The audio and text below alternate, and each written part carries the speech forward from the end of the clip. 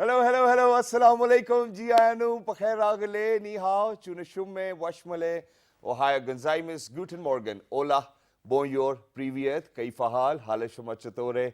Ahlan wasalan. Marhaba. Buna. Mucho. Gracias. Swabi up and a very amazing good morning to everybody who's tuned into PTV World and watching World this morning on the 14th day of June, ladies and gentlemen, 2019. Today, the day is Friday. And I hope that everybody is doing great out there as well, and you're very focused in life, and whatever you want to achieve, that you're taking a single step every single day, and you're thankful to Allah for giving you another day to live and to make sure that you're actually moving in the right direction as well. Ladies and gentlemen, a very warm welcome once again to everybody who's tuned in, because we're going out in 46 different countries. I know a little bit about 12 or 14 different languages in which I say my hellos, but other than that, I think good morning will do for everybody else as well. I may not be sure of the fact that what time zone you're in, but it's morning over here in Islamabad, so it's a good morning to everybody out there. Ladies and gentlemen, the name is Shahzad Khan, but to get started with today is a very important day. Ladies and gentlemen, Pakistan is indeed one of those countries which rank very high in being philanthropic in nature, and people are very philanthropic. We like giving out zakats, sadqas and whatnot, but then at the same time I have a simple pledge. Please make sure that you are regular with paying your taxes too as well. But other than that, a lot of people over here are such amazing human beings that they want to help other people. And the sole reason why I'm actually mentioning this to you is that today, on the 14th of June 2019, ladies and gentlemen, it's World Blood Donor Day. And it is very important. I mean, I have seen people in my life where there have been so much of tension and anxiety because of the fact that one of their loved ones is actually very ill and in need of blood. But it is very hard at times to find the right person for the right match as well. But other than that, ladies and gentlemen, there are a lot of organizations over here which are working in the same direction too as well. But then what do you think? Why do you think that these days need to be observed? These days are observed to create a ripple effect. For example, you know, you throw a pebble into a pond of water, it creates ripples, but they go back too as well. This year, ladies and gentlemen, the day is actually hosted by a country in the Central Africa, and the name is Rwanda. Rwanda, ladies and gentlemen, is not a very developed country, but you know, their services for blood donation service is actually commendable. Why? Because they have worked so hard on this that they wanted to mobilize all of the blood they had in their banks so that it could reach the right person in the right time. So what they did was, which is very amazing, and I think everybody can learn from that too as well. We've heard about drone ambulances, but now we have got drones which are actually providing people with blood at the right spot. And imagine how fast it can be done. I mean, if somebody is literally critical or fighting with his or her life, imagine a drone coming to you and that's it. You're done. You have that blood, you know, you've saved your life. But other than that, ladies and gentlemen, this day is observed to actually pay tribute to all of those people who are unpaid voluntarily blood donors. I mean, this is something which is very amazing for everybody over here in Pakistan. When I was a student in my university, you know, there were a lot of agencies or probably groups who used to come and, you know, camp for blood donations, and we used to go together as friends, donate blood. And it is being said that it is very healthy for a normal human being to actually donate blood after every 6 months. If that's correct, I think, but we definitely have some amazing. How important it is to donate blood, and then why is it important to observe this day in the first place. So on my right hand side, ladies and gentlemen, on this very important day, I've been joined by somebody who's a consultant psychologist. She's none other than Dr. Consultant hematologist. I'm very sorry for that. I read the name before that one as well. Well, that's the guest for our second segment as well. Ladies and gentlemen, she's a consultant hematologist. She's none other than Dr. Tahira Zafar. Hello, assalamu alaikum. How are you? Assalam. I'm fine, thank you. Thank you very much for joining us. It's wonderful to have you. And pleasure. The best part is that when we were doing our audio checks, she was the one who was the loudest as well. So that's great. Thank you very much for joining us on this day. Thanks. Alongside Dr. Tahira, ladies and gentlemen, we have been joined by somebody who's the President, Hemophilia Society, Rawalpindi. She's none other than Dr. Munawwar Sher Khan. Hello, assalamu alaikum. Wa alaikum salam. Thank you very much for joining us. And you did it. I mean, your name says it, Dr. Munawwar Sher Khan as well. But alongside her, ladies and gentlemen, we have been joined by somebody who's actually the Program Manager, Climate Change, Red Crescent. He's none other than Mr. Sayyid Shahid Kazmi. Hello, assalamu alaikum. How are you? I'm good. Thank you. What happened to you, bro? I mean, you're supposed to be a little more. The voices are coming so high from this side, so I thought that It's perfectly all right. Thank He you very wanted much to for stay low key, actually. Yeah. Thank you very much for joining us. But last not the least, ladies and gentlemen, we have been joined by a blood donor, and she's none other than Miss Sara Zia. Hello, assalamu alaikum. How are you? I'm good. How are you? Absolutely perfect. Thank you very much for joining us. Let's get the conversation started, Dr. Tahira. So, why do you think that this is an important day to be observed by every other United Nations member country or World Health Organization? The first thing I want to say is that why we celebrate 14th of June. Yeah. So this is actually the birthday of Carl Steiner, All right. who started the blood group system, who developed the ABO blood group system. Wow. To celebrate his tremendous work in this field, we have the World Health Organization and the Red Crescent and Red Cross societies have actually honored him by celebrating 14th of June since 2004 Wow. as the World Blood Donor Day.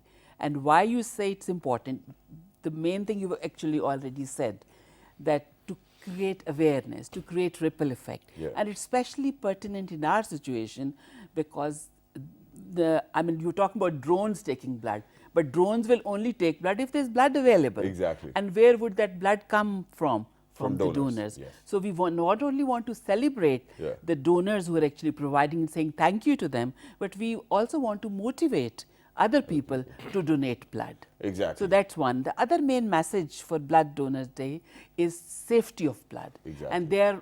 And at that stage, what it actually means that the blood which is donated by a donor, which has to be given to a recipient, should actually be so safe that it is not hazardous for the life of that recipient. And I think that's a great message too as well. And for everybody out there who's working in the same direction or in the same field, I think this is something which needs to be a prerequisite. I mean, the blood screening needs to be done. The person you're taking blood from or the donor actually needs to be tested with the blood too as well. And then only the blood should actually be forwarded to a person who is actually in need of that. But let me move on to Dr. Munawar over here. Now, ma'am, my question over here is, what are the statistics within Pakistan? Do you think that we can actually get a number out that, okay, we have got 1 million blood donors in Pakistan, 2 million, 3 million, and how much do you think that we require every year for people who are actually suffering from illnesses, accidents, and other problems? Now, that's a very technical question, but I can give you some figures, Sure. right? Because my interest is hemophilia, as you know, and hemophilia we need plasma. Yes. So obviously, it's I need to know how much will be available, won't be available. What we actually require is, it is interesting that the low-income group donates less, and the high-income group donates more. Okay. So per every 1,000 people, the low-income group, there are only about 4.4 people who donate blood. That's it. That's it. Out of 1,000. Out of 1,000. That's very low. And out of the better educated who are not, can approach, like you were saying, colleges and things like that, they also give up to 32.6 out of every 1,000. So that's 1/3. Exactly. So that's not bad at all if you look at it. But when you think of 22 million people, the 22 crore, that's nothing. Exactly. That's nothing. And our rate of traffic accidents, our illnesses, our diseases that require blood or a blood component is very high. All right. If you take women, they're anemic, the childbearing. You take the disease I'm working for, inherited blood diseases like thalassemia, hemophilia, and of course platelet deficiency. That one blood can save 3 lives. Yes. If the components are properly split. So it's amazing.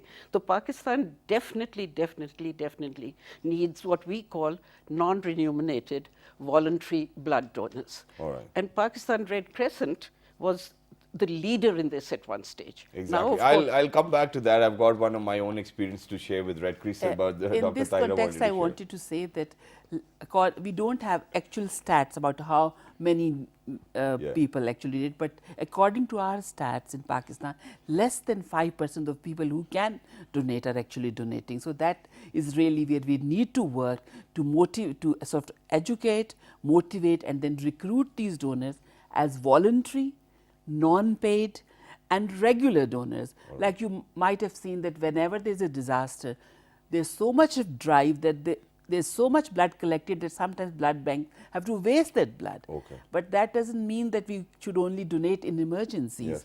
There are situations like Dr. Munawar has just mentioned, like road traffic accidents, surgeries, pregnant women bleeding, inherited bleeding disorders, thalassemia, Exactly. and people who are treated, who have cancers, who are having treatment. So there's sort of an emergency all the time for blood to be donated. For Exactly, these. that's great. Now let's come down to a point whether is it beneficial for health to donate blood or not. And I think that this is the area where we need to raise awareness amongst people. Absolutely. Because people these days are very scared. I tell you a story. Once when I was a junior doctor, and there was a lady who was bleeding after childbirth, Yeah. and I was sort of telling the people, her relatives, to organize blood for her, and the mother-in-law. So I was talking to the husband, telling him to donate blood, and the mother-in-law was saying, "No, no, no, no. You will get another wife, but when the blood which goes out of you, the weakness will stay forever." So this is the sort of like the sort of mindset, which we really have to break and to tell them that nothing happens. I mean, a normal person has about 5 to 6 liters of blood, and we only take about 450 ml of blood from that person. Nothing happens because normally also red blood cells have a life of 120 days. They are destroyed after that. So instead of our red cells being destroyed, we can actually donate, and that has a very good effect. I mean, it has been, studies have been done where regular donors have a lower blood pressure, a lower blood sugar also.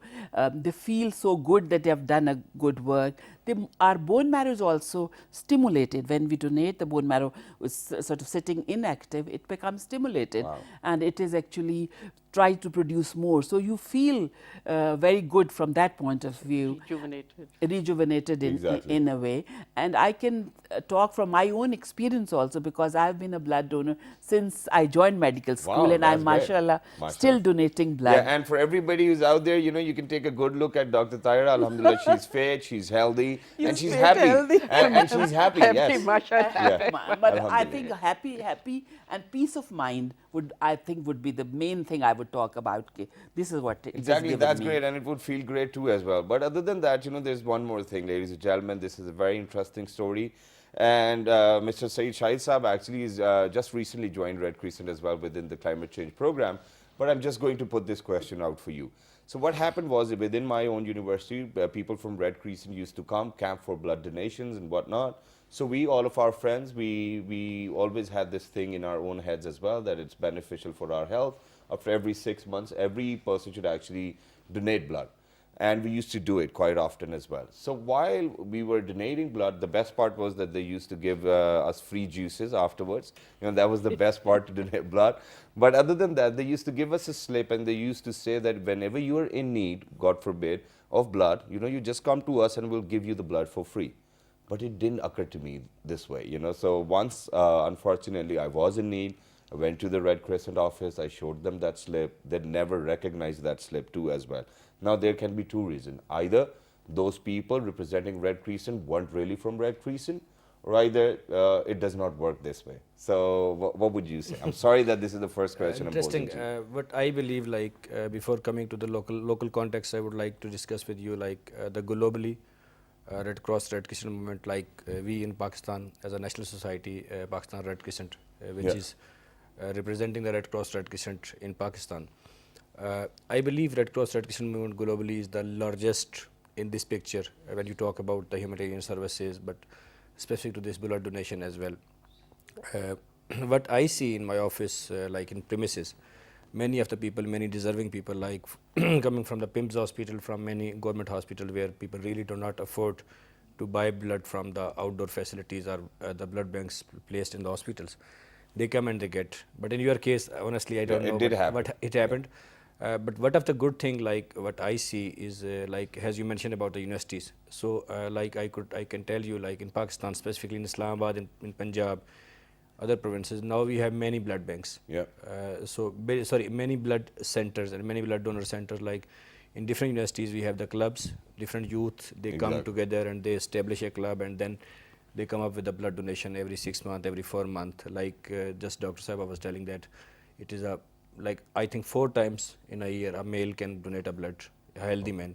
But somebody told me that after every 6 months that's fine. So we will come back to that. Scientifically, no, I think men can actually donate 4 times every 3 months, which will make it 4 times. Okay. And women, if they're healthy and their hemoglobin is okay, every 4 months, which will make it 3 times a year. Okay. And then there's an age limit, 16 and 60, but you can donate So after even 60, up to 100. you're not supposed to donate. No, it's different. It's different, Because it's that is the sort of, there's really no lower limit is there, Okay. but not really an upper limit, because people who are regular donors, so like I'm all still donating, Mashallah. and there are people who are in their late 70s or 80s who are a still- regular donor. Wow. So it depends. Over 100 donations they've given in their lifetime. Wow, that's great. So we've got a blood donor over here in the studios, ladies and gentlemen. So let me tell you one thing. So once in my life, I had hemoglobin below 7. And that was a difficult time of my life. And the doctor said that you're actually going to need a little bit of blood, which made me very scared because I never wanted somebody else's blood to be running in my body. So I thought that it's better to go for iron and all of those other things as well. But weren't you never scared? Were you, or what did your parents say to you? Oh, तुम्हारी शादी भी होनी है, तुम किधर खून दे रही हो? You have to be a mother or something of that sort. Because this is generally the thing which you get to hear from your parents. So how did you become a blood donor? First of all, thank you so much for having me here. Basically, when the first time I donated blood, what happened was that I just asked my sister. She's a doctor herself, so I asked her because I knew that she gives me practical answers, and she's not that emotional drama type. My mother is like, she is the one who's like, nahi, So mat she's karo. actually your brother. Yeah, the typical mother. mat karna, aap blood donate karogi, to main bhi zarurat nahi hai. As you said, कि मतलब you have to become a mother in future. ये वो. लेकिन I asked my sister, and she was like, what's your HB? I said I think it was 12 or something. Okay, wow. She was like, okay, go for it. Wow, that's perfect. So that's how it went, and I was not scared at all.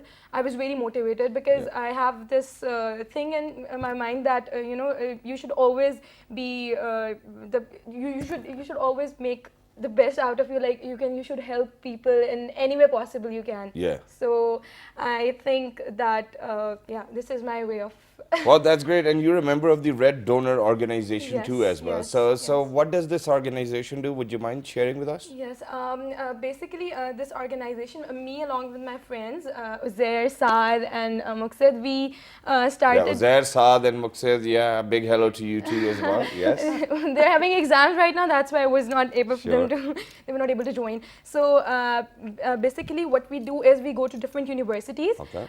Like even today we have camps at Abbasin and Qaid-e-Azam University, and also there's an event called at National Press Club. We have collaborated with National Press Club. Wow. So it's an open invitation for all to go there and donate blood. Wow. Basically, we go to different universities and we register the volunteers who are willing to donate. Okay. We register them. We have our own website, which is totally functional. What is the website's title? I'll let you know. Okay, sure. So by the other. So probably, we are going to put that website name, ladies and gentlemen, on our Facebook page. Towards the end, I'm going to share the Facebook page. Yeah, go ahead. So we enter the details like the name, the blood group, the phone number, and we enter the details of the volunteers, and when the receiver, if he or she wants blood, he or she will simply go to that website, will go on the search bar and will write, for example, I need A positive blood, I write A positive. So all the volunteers, the list of the volunteers will pop out, and you will be able to easily you'll have an easy access to all the volunteers. And the blood's going to be for free. Yes, it's Oh, that's totally great. free, So, and a big round of applause for this initiative, and I think that this is something which is required too as well. But Dr. Munawar wanted to add, yes. Well, talking about free blood. Yes. Free. From a practical point of view, as I'm working in a society where we require blood, or you have to cover certain costs. Okay. So technically, it's free. The blood is free.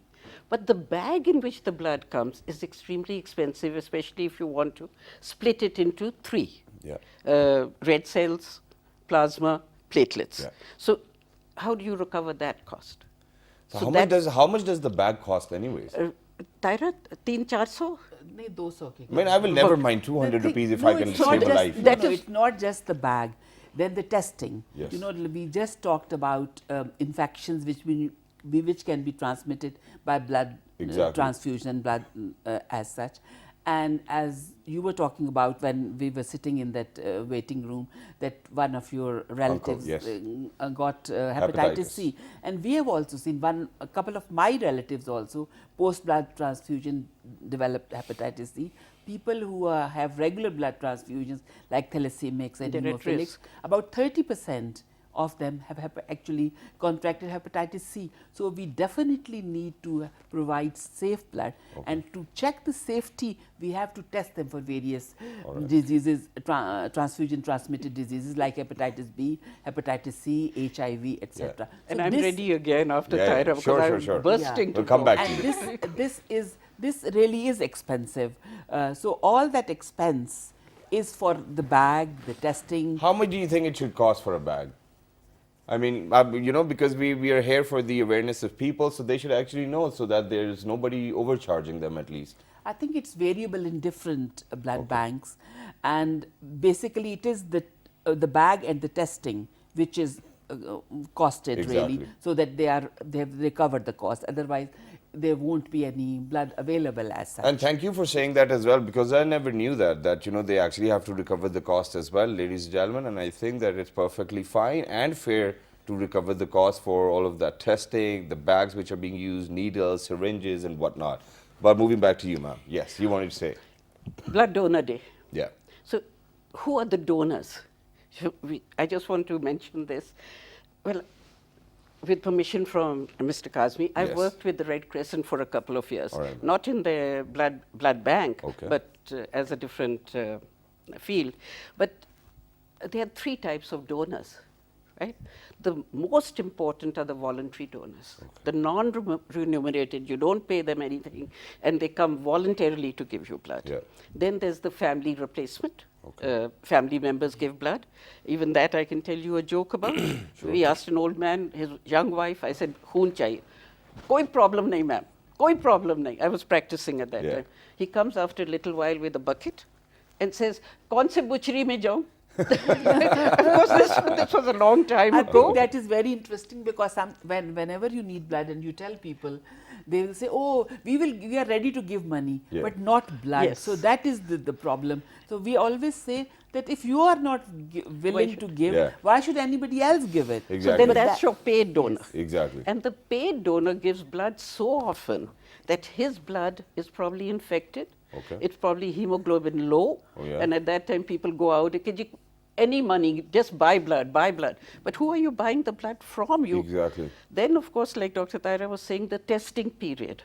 You can't give the blood immediately. There's a certain period in which you have to test. And of course, with HIV and sexually transmitted diseases, that blood, it doesn't become positive till some time later. So you can't say, "Ki aaj blood liye, to aaj you give blood right away today." That is what we call the window period. The window period. You have to be very careful with the history you take. Yeah, thank you very much for sharing that as well, and it's wonderful. But you were saying, I was saying about this window period. Now there are specialist tests like nucleic acid testing, what we call NAT testing, which can pick up, which has reduced the window period to very few days rather than sort of weeks and all. So we can actually, but then again comes the cost because it's more expensive. So I think we should not worry too much about expenses. We can recover those expenses, but we should make sure that the blood which is given to a recipient should actually be safe blood. And that is actually the theme of this 2019 Blood Donors Day, that accessibility of everyone to safe blood. Exactly, that's great too as well, which is why I'm going to move on to Kazmi Saab over here, whether you're delivering safe blood to people or not, and what kind of testing goes at the back end as well. And that window which Dr. Saiba was talking about, how do you look after or look into that? Of course, that is like, it's a quality testification, and like we do have the certification from the government and multiple layers. I'm not a doctor, but I will not go into details. So these doctors, but I can tell you that the most qualitative, we have all things, the quality and then minimum indicators of that quality in place. What important is, I wanted to talk like on this specific day, is like in Pakistan, you say we are very much charitable organization. We are doing a lot of voluntary work. We are doing a lot campaigns in Ramadan, on Eids. We are doing a lot in disasters, emergencies. But when it comes to the blood, there is a myth with the people. Like just we were discussing, as per my information. So while coming to this program today, this morning, I was just discussing with one of my colleague. She's working in the blood donor center. There are almost 10% of the Pakistani population, those donate bloods. But if you see the health hazard, health risk in the country, so the people who are living below than the poverty line, or you can say those who really cannot afford, and those goes to the public facilities, public hospitals where they really cannot afford. So if you see normally what I see in my life, personally experience, if I can ask to Sarah, they also see the same things. You can see on the Facebook, on Twitter, and many people are tweeting or posting on daily basis that someone need blood, this. Yes, exactly. So people really wanted to do. So important is like the parents specifically, they should be educated. Like even in I can tell you my own experience that I was told by my family that don't give the blood. You can be more fat, you can gain weight, this. So there is a myth about the blood donation. But as far as the nation is concerned, like the Pakistani people, we are giving the charities, we are doing a lot of philanthropy work. So if we came to know something about the blood donation, about its importance to the health, and then most important, religious perspective of this. Exactly. So then people can come more voluntarily and they can donate. And there is a religious backing for that too. Definitely, as well. yes. Yes, I think this is a very important point. Most of our people are very religious, and most of them actually listen to the religious scholars and Maulanas and all that. And I think this point should be actually emphasized, and we should have educate the Maulana so that on sermons, for example, on Friday like today, they should actually promote that people should be giving blood. And we know from Quran that if you save one life, as if you have saved the whole humanity. Exactly. That's what it is. And I think this is a wonderful line to wrap up the segment with. But thank you very much for joining us. It was wonderful to have you, Dr. Taira, Dr. Munawar, Kazmi Saab, and Sarah as well. Can we just give an important message? Sure. Go ahead. So my message to the blood donors is be voluntary, unpaid and regular donors, and for the people who need blood, they should actually get it from a blood bank which actually provides safe blood. Exactly. Thank you very much for saying that. And before wrapping this segment up, ladies and gentlemen, over here in Pakistan, since we do not actually have a trend of going to the doctors quite often or getting ourselves checked up just generally, and half of the population might not even know their blood groups. I mean, this is something which is very serious. And if you do not know the condition of the blood within your own body, please make sure not to donate it, because you never know what kind of disease you might be carrying yourself, and you really do not want to put any other's life in jeopardy. Please make sure to get yourself checked up very regularly, after every 6 months probably. Donate blood, save a life, and you will feel great within. Ladies and gentlemen, we're going for a short break. Don't go anywhere. We'll be right back, because when you guys will come back, we're going to talk about anxiety and depression. What are those? What are those? Good morning.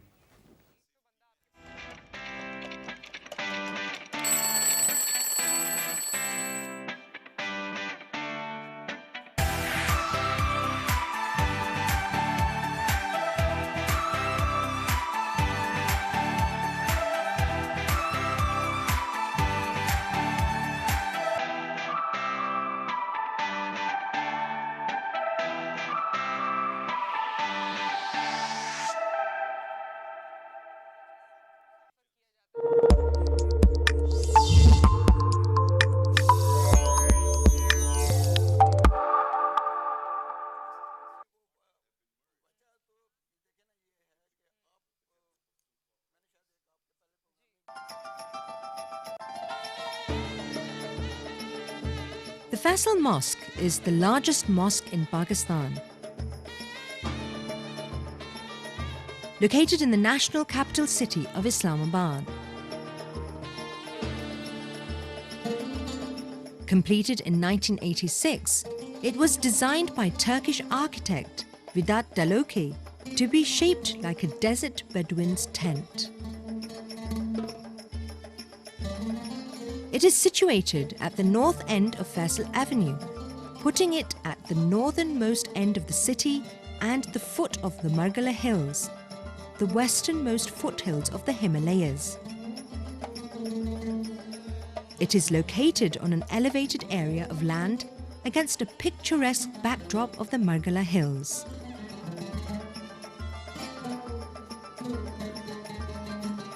This enviable location represents the mosque's great importance and allows it to be seen from miles around, day and night. The Faisal Mosque is conceived as the national mosque of Pakistan and is named after the late King Faisal bin Abdulaziz of Saudi Arabia, who supported and financed the project.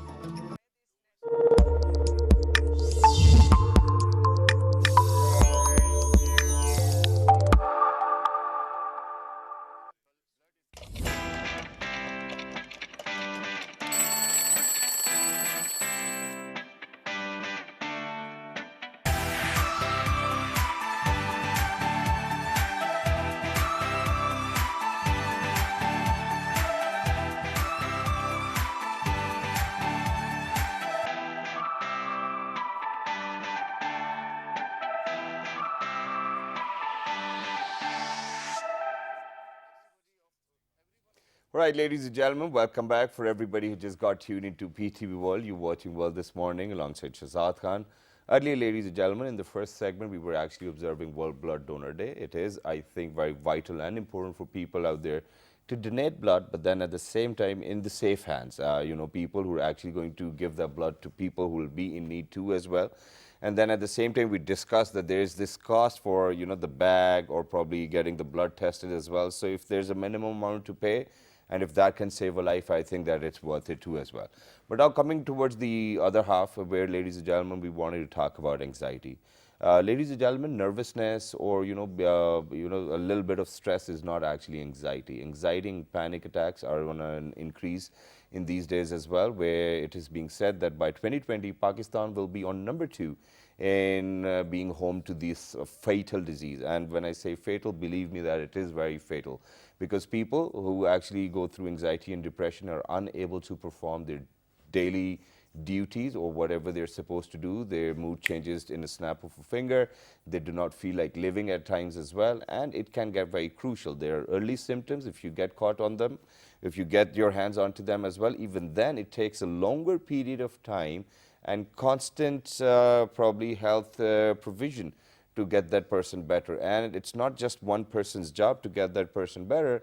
I think that the entire family needs to be together, the doctors need to be there, the psychologist needs to be there, or probably a qazi from the masjid needs to be there to make somebody understand that this is not how you feel. And to discuss about all of this, ladies and gentlemen, we have been joined by a consultant psychologist. She's none other than Dr. Tahira Javed. Hello, assalamu alaikum, how are you? I'm good, how are you? Absolutely perfect. Thank you very much for joining us. How do we kill anxiety? We can kill anxiety through many things, but before that we would have to understand what actually anxiety is. What is it? I mean, come on. I mean, my mother yelling on me is anxiety for me. What about you?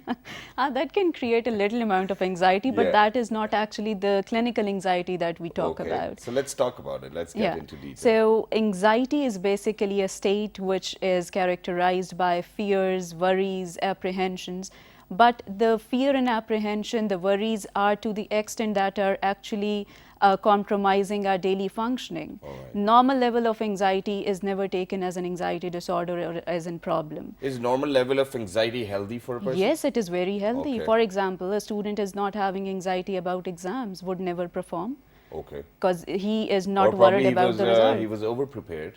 Yeah, that overconfidence even kills. Okay, so how do we get to see that this person might be having some anxiety problems?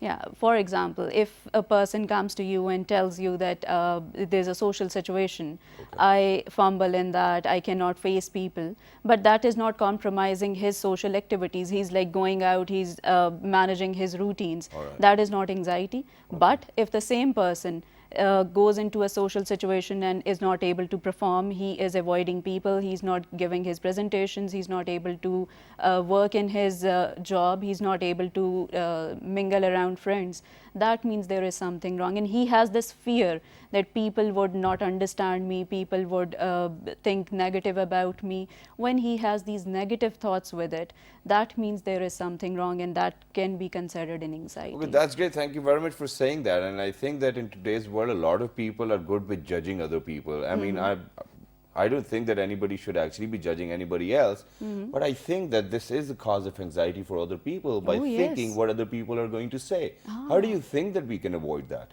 We can avoid that by focusing on our own self. If we are vigilant about what we are doing, instead of being noticing what the other person is doing, that is the best option. But unfortunately, we are living in the world where people are more focused about what the other person is doing, because we are always thinking about the critical angles that we are the ones who are always criticizing. Yeah, and majority of the time, ladies and gentlemen, they say that, you know, people usually think most of the times about their purpose, what the purpose will say.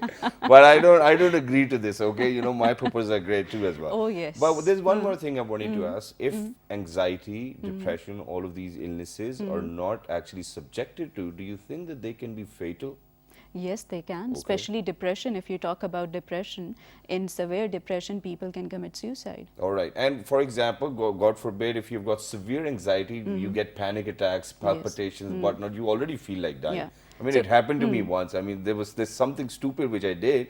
I should have done that, but I felt like as if I'm going to die. I'm sharing my own experience over here. How do you avoid that? In that particular point of time, for 5 minutes, 10 minutes, you're like, okay, I'm going, bye everybody, and that's it. And you just stop processing information, you know, you cannot help yourself, and there's nobody else who can help you too as well at that point of time. What do you do that can actually help you then? Okay. Before going towards that, I would like to differentiate between anxiety and depression. Yep. Anxiety is basically where all your physiology, all your psychological state is going up.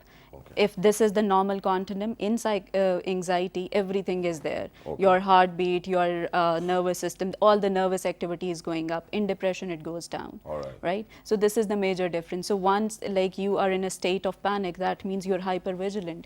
You're breathless, your heartbeat is racing, you have these choking symptoms, and that can lead to panic. Like the most important thing is it can create an unconscious state even, right? And this is basically once you feel that you are in a state of panic, the rush of thoughts come in your mind and they are telling you, okay, now you're going to die. It's a fatal situation. I'll be no longer there. How would I escape? So these thoughts actually lead to a more severe condition. If you want to avoid it, on the first hand, you have to learn how to avoid these thoughts. You How have do to we learn do that? I mean, let's start learning, ladies and gentlemen. I think everybody needs these techniques with themselves. How do we do that? If you talk about cognitive behavior therapy, it tells you to deal with these thoughts, right? The process through which you can deal is thought stopping and distracting. The simplest thing that one could do is, for example, you recognize that there is a rush of thought now. All these negative thoughts are leading towards a physical state or towards a psychological state. Because CBT talks about there is a thought which leads to emotion. Emotion leads to a physiological state and it leads to a behavior. Right? So if you want to avoid a behavior, you have to avoid the thought at the first level. So thought stopping tells you, once you recognize these are the negative thoughts that are creating a problem, you would pinch yourself at a certain point. That would actually create a small amount of pain, which would stop your thought. You would just start counting backwards. That is like 50, 49, 48. Your thoughts would be directed towards those 50 backward is quite counts. long. I was thinking about 10, 9, 8, 7. 10, 9, 8, 7, you would do it without thinking. Right? So what we have to do is we have to think. We have to shift divert our up. attention. Right? So it's thought distraction.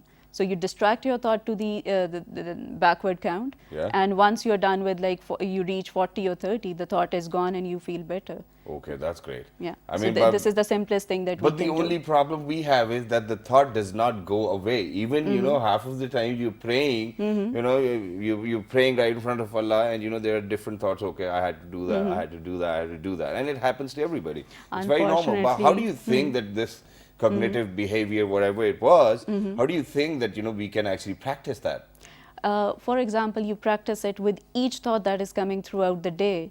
For after a week or so, 50% of your thoughts would be gone because you're repeatedly doing it. I would share an example with you. For example, like in Pakistan, usually what happens is if there is a way, there's a lawn that they've created, right? There's a garden.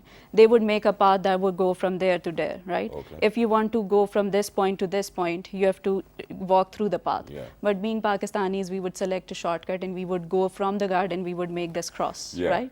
So when most of the people are going from the garden, that means there's a path now which is developed by like walking again and again, right? So this becomes a habit, Wow.